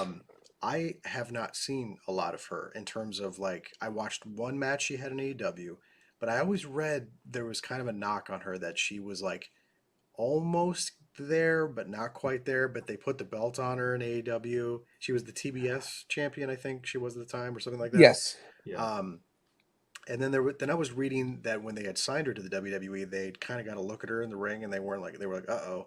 So they had her show up, make an appearance, and then they cooled it down for a couple months. But I mean, it's hard to judge somebody in the context of a Rumble because it's not a one-on-one. It's like it's so much chaos. But I thought she did pretty good, and she came off like a star. So I mean, I don't want to like jinx it and say that everything's fine, but I don't know. It seemed like she was pretty good. I actually, well, I think we all know, the three of us know all too well that it really sometimes ability doesn't matter as much as that presence. And if you can just string together a few good things, you can do pretty well in the world of professional wrestling. Yeah, I mean, of course, I know the same things, that they held her off, and I remember being asked a couple, yeah, I think it was on the day one show, Roy, that we did. If Jade Cargill will appear before the Rumble, and I said nope, just let her train in the Performance Center, and if she does well in the Performance Center and they think she's good for the Rumble, then put her in, but don't put any more expectations on her other than that. Don't make her announce ahead of time and then pull her out, or put her in when she's not ready. If she's ready, they'll put her in it. And that's what they did. I think they think that she was ready for this spot, and she delivered. She all she had to do was kind of stand there a couple times, do a couple power things. She did them all really well. The main point is that when she went face to face with Bianca Belair, the crowd were on their feet. They were Oh, yeah. loud. When she lifted Nia Jax up and threw her over the top rope, they were loud. The fact that they even let her mess around on the apron when she could have slipped and botched the whole goddamn finish, she did well with that too. I think they have a star here. I think she needs to obviously she needs to polish some things up, but I thought she looked like a superstar tonight, and she carried herself extremely well. Yeah, they there was an interview with what's his name? Well, Brian Pillman Jr. And really quickly, he said, in WWE or NXT, they don't set you up to fail; they set you up to succeed. And I think that's very telling, especially in this case right now with Jade, because they didn't rush her. And I think the people that they had her interact with in the ring, whether it was Becky or at the very end, or toward Bianca, or at the end with Bayley, it was people that knew how to work. And she didn't interact much with Naya, but the little that she did very well. And hopefully, knock on wood, hopefully, she's really improved and she's ready to go full time. Yeah, and I got to tell you, they they got to figure out a way to get Jordan Grace signed.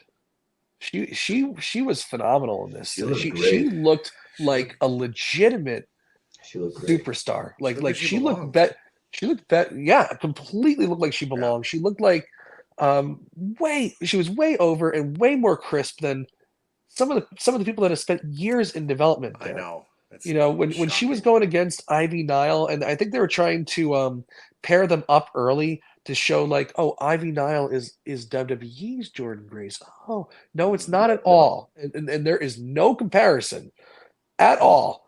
When Ivy Nile did that kip up and just like just landed on her ass, it was like, oh God, I feel, of course I feel for her. That's sad, but she is not Jordan Grace.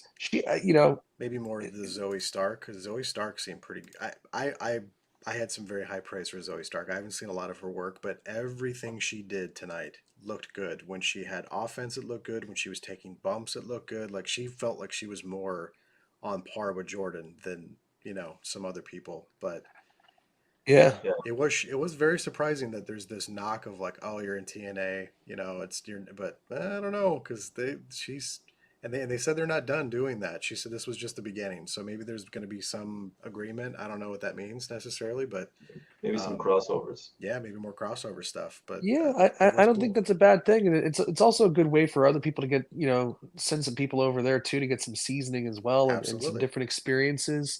But Jordan Grace, oh my God, I was yeah, they like, got to sign that girl. she Yeah, was a superstar, a total Yeah, superstar.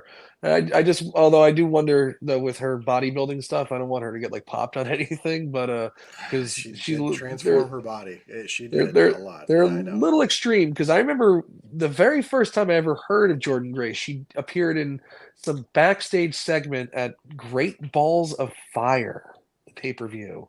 Yeah, Um, and I was like, "Who is this?" And she was like this, like, you know, really out, quite out of shape, kind of like the big girl. And then she way transformed her body into all of that, powerlifting stuff. And that they get into some weird supplements there. So, it's like I don't want to be like Scott Steiner in a limousine, like, oh yeah, I'll go get drug tested with Triple H, huh? But like, yeah. when her 2-year deal is up with TNA Impact or whatever the hell they're calling themselves these It's days. TNA wrestling, man. It's back. You got to embrace it. Thank It's wild. God. Oh, nostalgia is so It does look great. good. I have to tell you, it's I've it's been TNA red here. yeah. There's the logo. There you I go. talked a lot of shit about Impact Wrestling the last couple of years, and I have to tell you TNA. the rebrand and like going back to the old logo, but kind of like the neon kind of yellow and like the present. It looks good. It looks pretty good. I mean, That, for that how was You her know, attire. but yes, here's the thing. It's like I always ask this question, like, can you go to work and tell your friends, "Oh, what are you doing today?" "Oh, I'm watching TNA." I know it's a dumb name, but It's it's a better terrible than name. they try the Impact rebrand. It just I mean I remember when we would cover Impact and I'd be like, who's watching this? And the fact that people are actually buying tickets to the TNA rebrand shows, I like that they're choosing the like small intimate venues that hold like 500 to 1,000 because it's just better than going to being in Universal Studios and then just having free people come in that are just at the park. Like I'm giving Scott D'Amore a lot of credit for this rebrand, and there's a lot of people that they've brought over like Dolph Ziggler and Dana Yeah. Brooke and stuff, and it caught my attention for a company that's been incredibly irrelevant for a long time.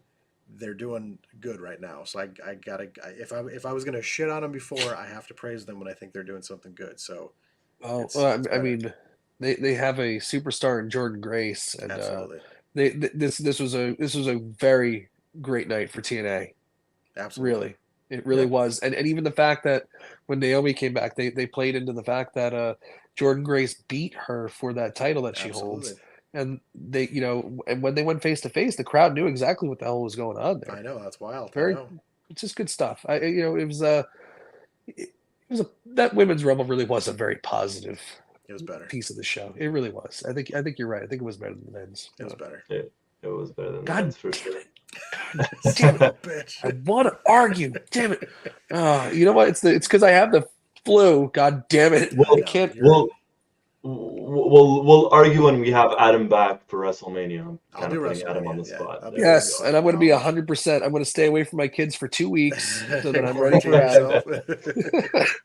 yourself. Alright, I can't laugh without coughing. So I know. I feel bad, buddy. it's all God. good. Better. Mike, I'm going if to you're get ready out of to here, guys. tap Okay, out, all right. there you go.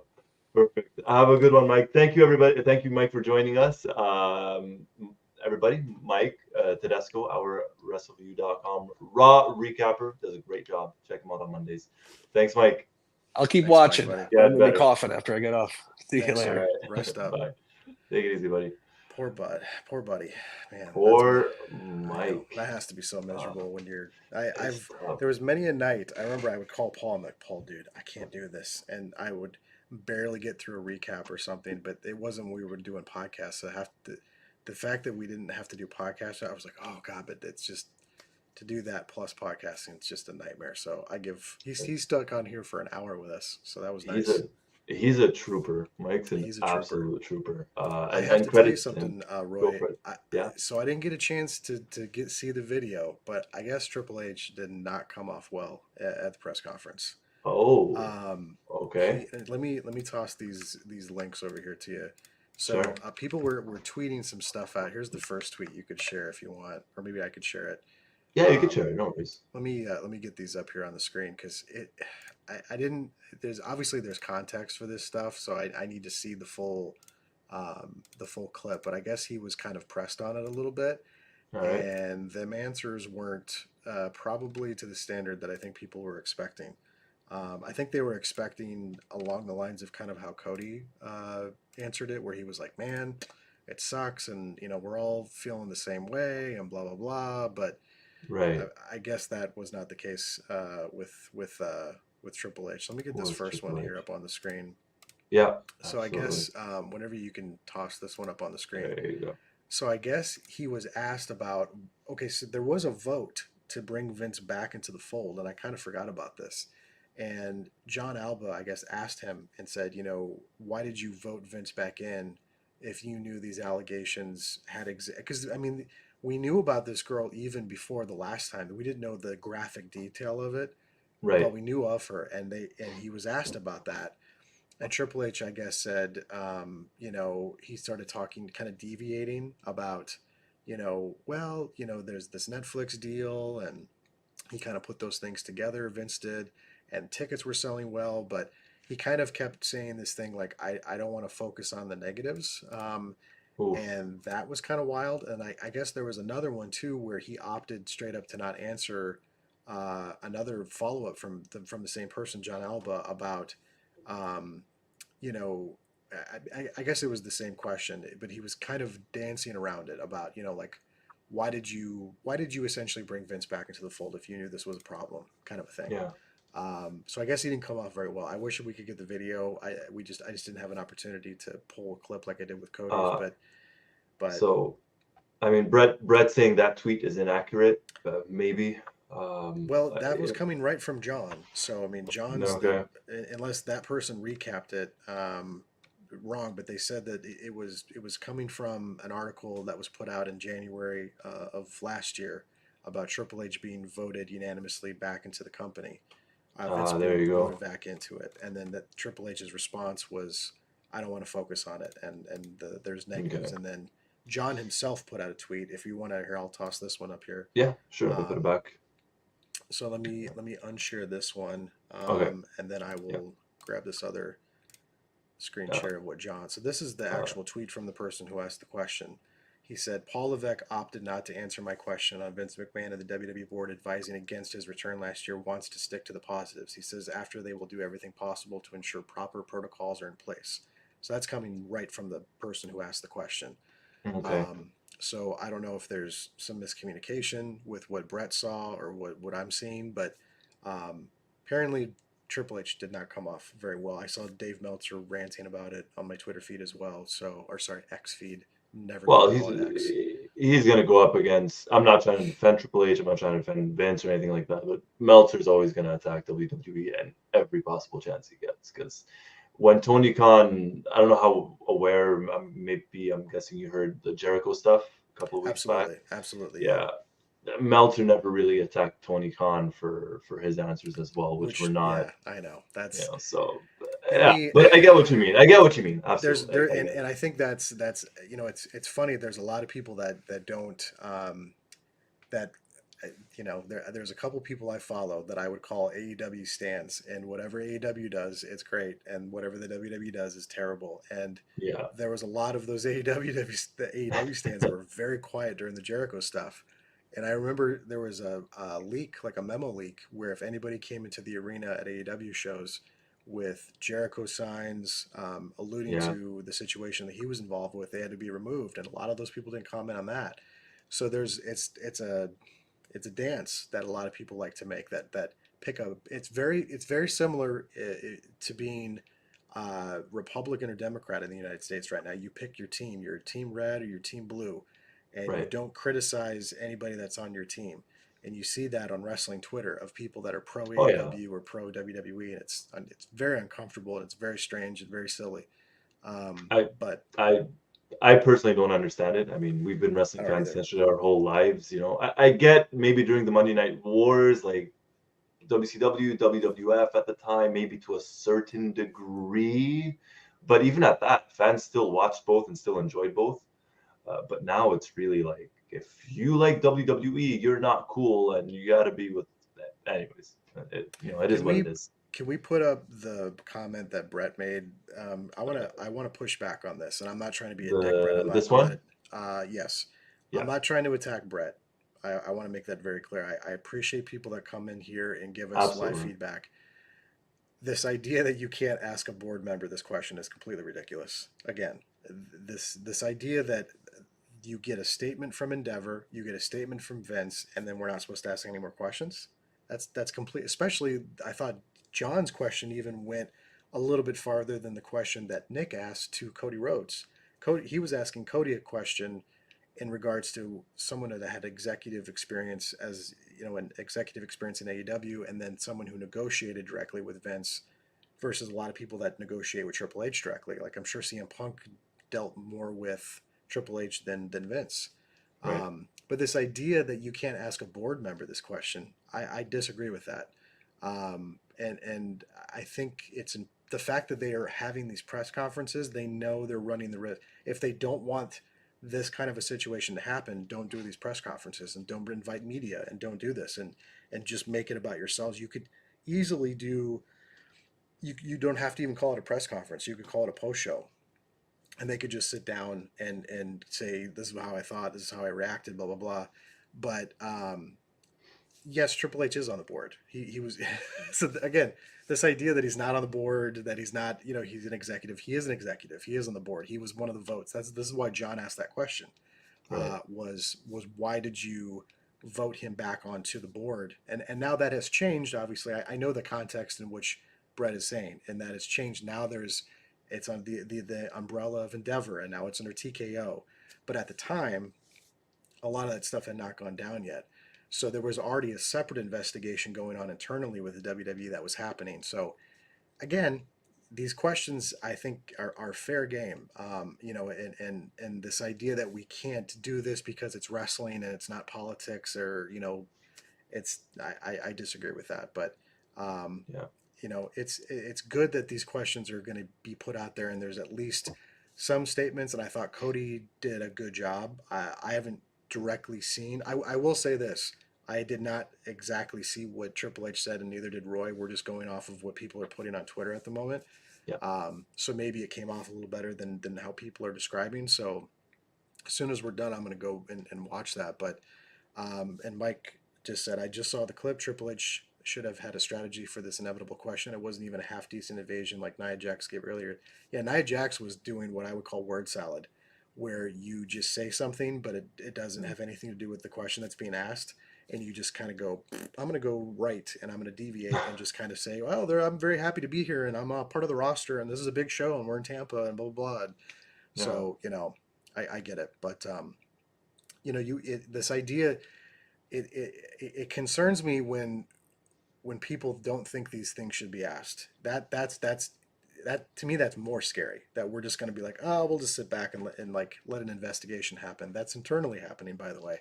So we may not find out all the facts, and a lot of the stuff that the Wall Street Journal put out, we probably weren't supposed to see, but now we know it, and they have to go into damage control. And I so badly wanted to text their old head of PR that's no longer with the company and just be like, man, I can't even imagine how you would have handled this, or how this would have gone down. But I didn't do it because I just would have been rude. But it's bottom line, it's uncomfortable, but you do need to ask these questions if you have an opportunity, and if you're not there to ask that question, you shouldn't be at those press conferences. Then you're not a journalist. Then you're just someone who's, I mean, if you're gonna this idea that to throw softballs tonight when all this was going on would have been completely ridiculous. So I thought John Alba did a good job. I thought Nick Hausman did a good job. I thought anybody that asked a tough question did their job tonight. So that was good. I appreciate that. Yeah. No, and Alex says I'm good with tough questions being asked. I'm also okay with questions about Taylor Swift. I know. You're aware of that, Adam? I saw that. And I think there's an element there is some silliness that I think people get bugged when they watch those press conferences, because you'll have someone there who's asking a pretty legit question, and then you'll have like kind of the person that asked the last question to Cody at the end. It was just a softball question. I mean, it wasn't even a question. It was like, hey, you won the Royal Rumble. What's next for you, man? And it's just, like, why are we asking this question? Like, and I know you don't have to like get personal and ask personal questions, but if you're going to have this opportunity to ask a question, and people make mistakes. I completely fucked up one time on an NXT conference call. I had a question in mind that I was going to ask. A person before me stole it, and I had already hit the button to join and ask a question. So at the very last moment, I decided to deviate and ask this like roundabout question about Velveteen Dream when he was still with the company, and this idea of like, how do they make that decision to bring him to the main roster? And Triple H shit all over it because I was typing, and it caught me off guard. So I understand people can make mistakes at press conferences or conference calls and stuff like that, because nobody's perfect and you're not going to be flawless every time. But I think what they did tonight, I thought was appropriate. I didn't think it was out of line by any means. No, and I completely agree with that as well. I think, especially as you mentioned earlier when we started recording, when we went live, it is a publicly traded company. If you're going to hold a press conference, you got to be ready to get any kind of question, and they must have known with everything that happened this week that somebody somehow, some way was going to mention Vince, and like Mike mentioned as well, Triple H in this case probably should have been a little bit better prepared. It's not easy, absolutely not, and maybe there's certain things that Triple H couldn't say. I don't know. I'm not trying to defend him by any stretch of the imagination. No, you're right. It's maybe Endeavor said, hey, don't go into detail, and that's it. It's possible. Maybe he knows more than Cody, so Cody kind of said what he said, and Triple H couldn't go into detail. I don't know. We don't know. Will we ever truly know? Probably not, to be honest. Probably not. But I agree in the sense that they should ask these questions. Yeah, Absolutely, absolutely. absolutely. Um, Now we're about an hour and a half into this. I mean, we covered a We lot, did and we quite didn't a even bit. talk about, yeah, we didn't even talk about the two title matches that were on the show.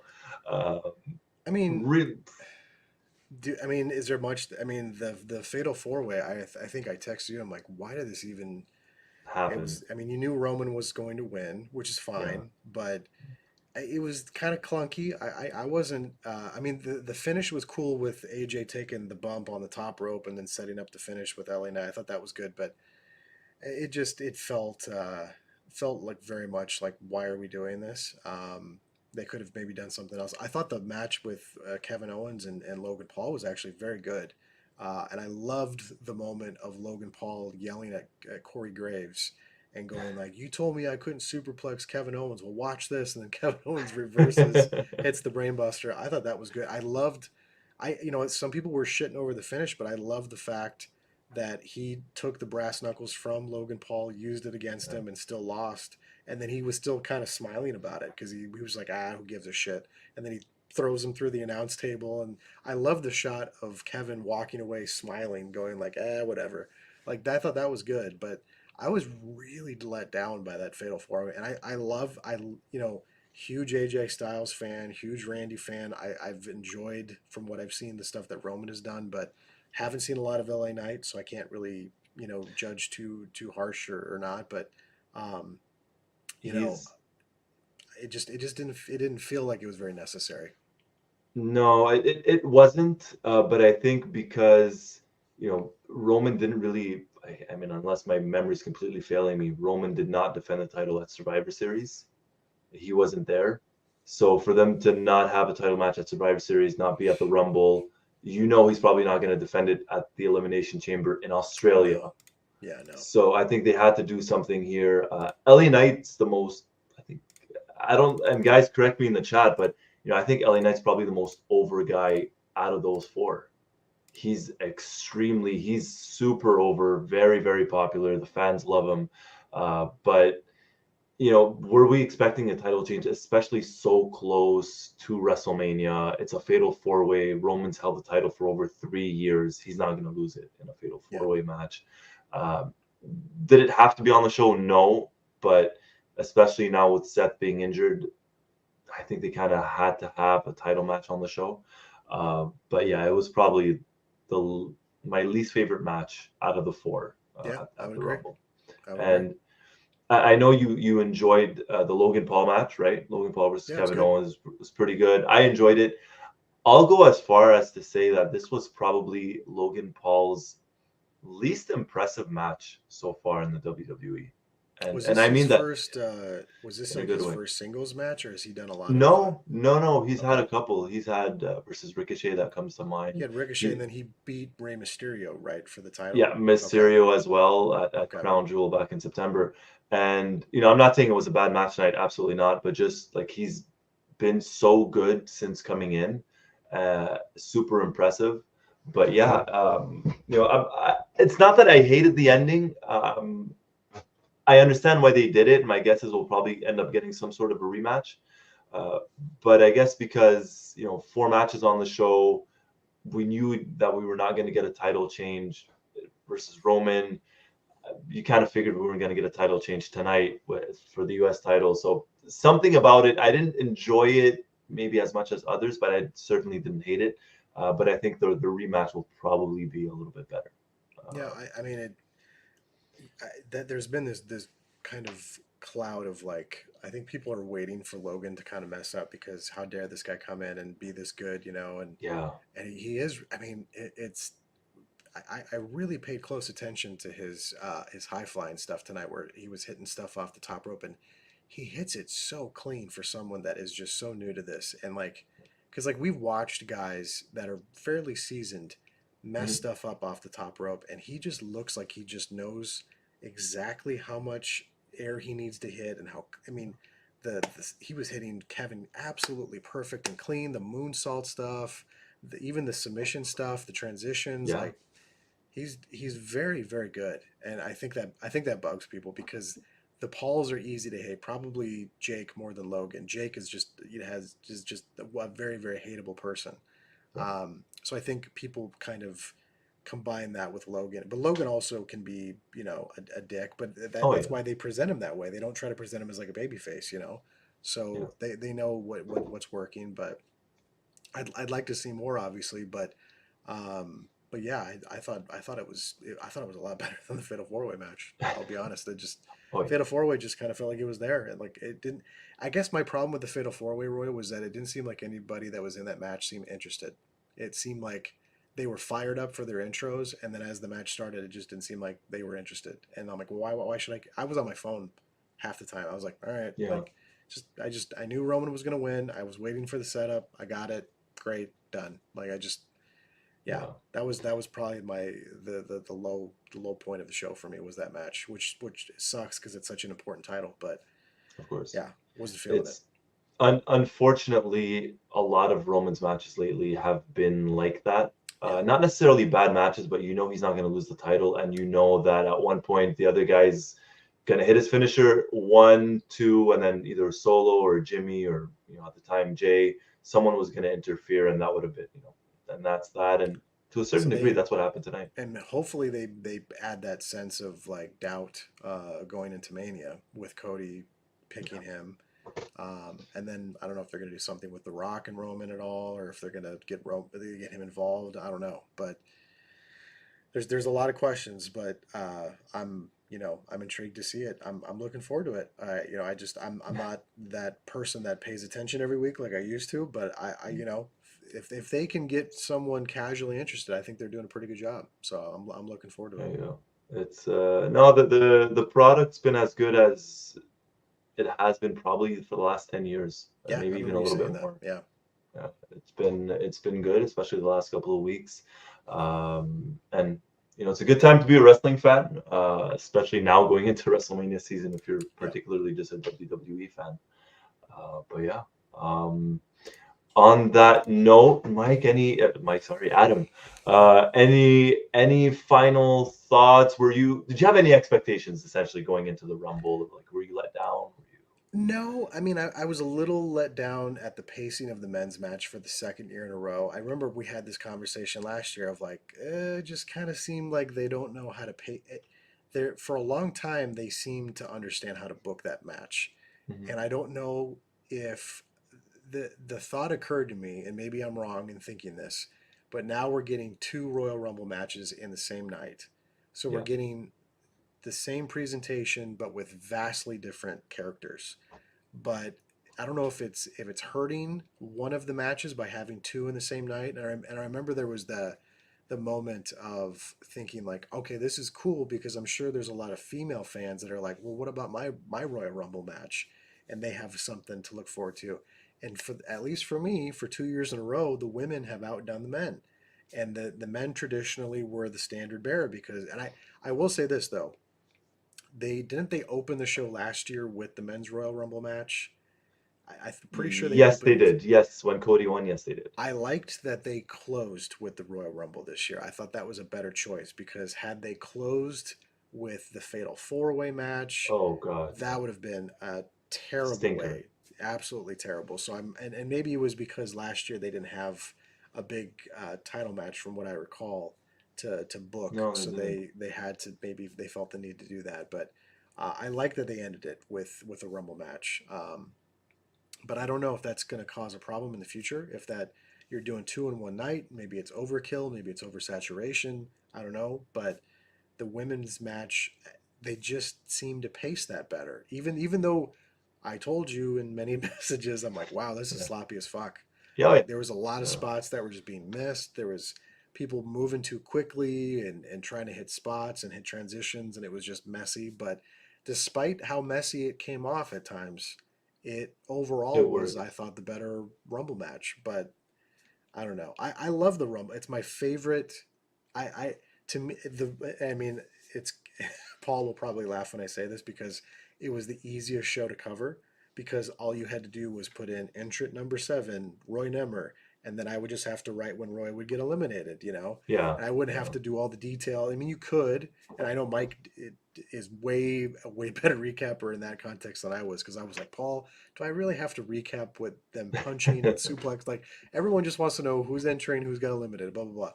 But I loved the Rumble partially because it was kind of a break for me, and I could enjoy it a little bit. But the concept is great. I mean, it's just that moment when the countdown clock hits and you can see the crowd stand up and they start to look towards the intro. It's great. It's just a fun show. And you just don't always get that every year with WrestleMania. Even though WrestleMania is built up as like this grandiose show, there's just something about the Rumble, and I don't know if it's just because I've been watching it for so long since a kid, and I'm just I'm used to that like excitement level. And it wasn't even that exciting when you go back and watch old shows. They would sometimes do the countdowns, and sometimes they would just walk out with no music, and there wasn't the same kind of like. In the earlier years, yeah. Absolutely, yeah. So the Yeah. presentation as the years have gone on has gotten a lot better, but I don't know if it's because they're doing two in one night. It's starting to ruin the like intrigue of one match or the other, or maybe that's my fault as a casual viewer. I shouldn't compare the two. I should look at them as two separate things. But I don't know. It, It's starting to become noticeable to me for the second year in a row that I'm watching the show that yeah. I end up focusing on one that I like more than the other, and then the other one suffers because of that. It's interesting you say that. It really is, because I was watching the Rumble match with some pretty, I'm not gonna say hardcore wrestling fans, but I mean, like, not casual viewers, let's put it that Sure. way. And we all came to the same agreement as you, in the sense that, we thought the women's match was better overall Yeah. tonight. It really was. The men's, it just, I don't know. And again, we were talking about this off air. I told you, going into the Rumble, like, there was a lot of excitement, there was a lot of hype, because, especially for the men's match, I mean, because you could have had Drew that could have won it, Cody, CM Punk, Gunther, to a certain degree, even Jay Uso. Like, there were a lot of options and a lot of ways it could have gone with it, but it fell flat for whatever reason. Maybe it was the pacing of the superstars coming in, or whatever it was. I don't know. I couldn't tell you, and I can't put my finger on it, but the women's match, we all agreed, was just better. Even with, like you said, we were kind of texting and saying, what Yeah. the fuck is Yeah. going on? Like, it's pretty sloppy, it's pretty this, it's pretty that. It was just better. And maybe because it was the first match of the night, the first Rumble But match. what was weird though is last year they did the men's rumble before the women's rumble, and I still thought the women's rumble came off better. See, So I don't know if it's the order but or if it's just that's I don't know. that's where I disagree with you on that. I Last year, know, I I thought, know. personally, I thought last year the men's match was better than the It was women's. good, but I thought the ending with Rhea Ripley winning was way better than Cody. Yeah, The Cody winning last year felt very flat for me, and I don't know if it was because it was too predictable. I think it was that. And I this year think, didn't feel as predictable to me because yeah, I thought they could go either way of Punk or Cody. definitely. But last year it was just like, well, of course Cody's going to win. He's coming back.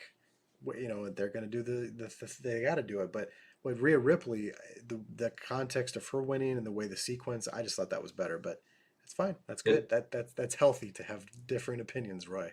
no, of course, of It's course. great. And well, here's another opinion. At least it wasn't a 40-man rumble or the world title on the line. Yeah, They and what was funny is a lot of people don't like when the belts. I liked the year they did it with Roman being like the first or second entrant, and the year that AJ debuted, it was like 2016, 2016, 16, and 8 years Triple ago, by H. the way. Oh my eight God, years dude, I know. I know we're getting old. And that was the year that Triple H showed up as like a surprise entrant and won the Yeah, belt. And yeah. I loved the fact that the belt was on the line. It just had, and some people hate that, but I liked that year. It was, but every once in a while they would try to do something different. I think they should still do that every 5, 6, 7 years and mix it up a little bit. Yeah. But I get it. People are very traditional with their wrestling and they don't want things to change. But Look, I thought that was cool. I liked it. it is. If done right, I think, if done right, I think it's a good idea. Don't Yeah, do it just for the sake of doing it. Like, absolutely. I personally wasn't a fan of the 40-man Rumble that Alberto Del Rio won, which Yeah, they've never mentioned, like, I and know. I know you ever, noticed that. Yeah, I know. ever. And rightfully so. That was just horrible. Yeah, But yeah, if done right, I think it's good. It's good, and they had that opportunity to do it this year with Seth and his injury, but and I don't blame him. There's no way. because Seth's injured. I'm not sure if Yeah. you. Yeah. I saw that. Yep. So they could have had him kind of vacate the title, but there's no way he was going to do it, especially if it wasn't a serious injury, kind of Yeah. so close to WrestleMania. So I understand that, of course, but could have been done tonight. It wasn't, and now that WrestleMania is 2 nights, who knows who's going to end up facing Seth? Maybe it's going to be CM Punk, could be Gunther. We could get the winner decided at the Elimination Chamber. Who knows? But at least we enjoyed the show overall, which is what. No, I had fun. Yeah, it was good. It was a good time. Definitely. Excellent. Well, on that note, Mr. Martin, as Paul Nemro would say, Mr. Martin, thank you for joining. Thank you, everybody, as well. It's 2:30 a.m. on the East Coast, which is late, but still early. I just want to say thank you, everybody, for joining us. Adam, next time we're going to see you, safe to say, I guess, WrestleMania? Yeah, I mean, I assume they're going to do the day 1, day 2 thing still, right? Of Or course. night 1, Yeah, night 2. So yeah.